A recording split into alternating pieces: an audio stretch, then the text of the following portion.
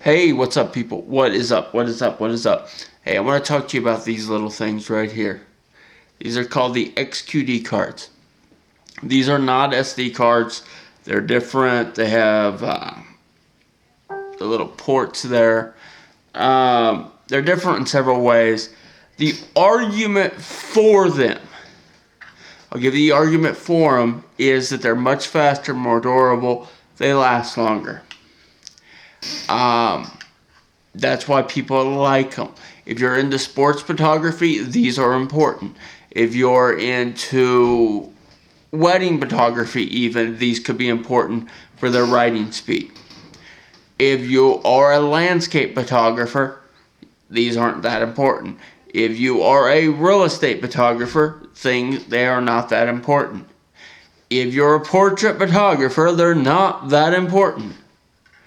But a lot of cameras, including my Z7, only have one slot, and it's for the XQD.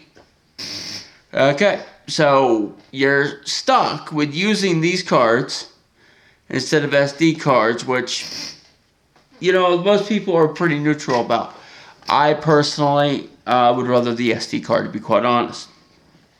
The other thing about the XQD, you have to have an XQD reader, and Nikon don't give you one, so you got to go get one. I got this on Amazon, and it has the USB-C, and it is what it is. Laptops are never going to come with XQD card readers because CF cards are already replaced. CF Express is already replacing XQD.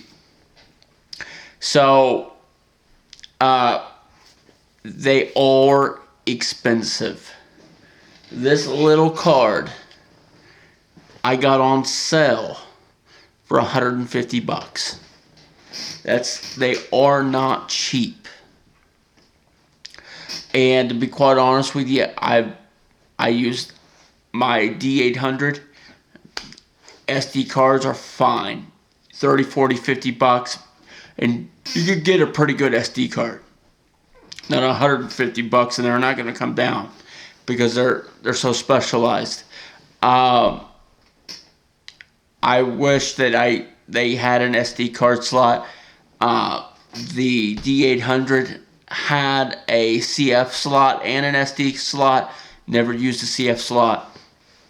So it's just something to think about when you think about getting these high-end cameras, is that the cards are stupid expensive, and you really don't need them for most things.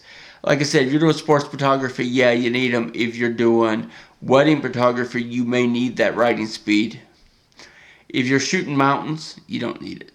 The good thing is they are durable. The chances of them corrupting are minimal compared to an SD card.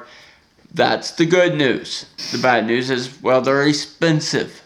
$150, and yes, there are SD cards that are $150, but you usually can find really reliable ones for about a third of that price. You're not gonna get that. Like I said, this 128 gigabytes, and I paid $150 for it. These things can get all the way up to $1,000. Hey, I'm just telling you what the facts are. Would I rather use an SD card? Absolutely. I'm filming on SD on this. This is the ZFC by Nikon. It takes an SD card. Yeah, it's a consumer grade camera per se, but yeah, I would rather have SDs. SDs are, because you just use them for a month or two, whatever, however long, and then you just swap them out. And, at 30, 40, $50, you can swap them out, once a year or whatever you want to do. You can't do that when the bottom one is $150 and they get up to $1,000. You just can't justify that. So, and like I said, they're already starting to phase them out. And so, there's my thoughts on the XQD cards. Not a fan. But Nikon kind of made me a fan, I guess. Talk to you later.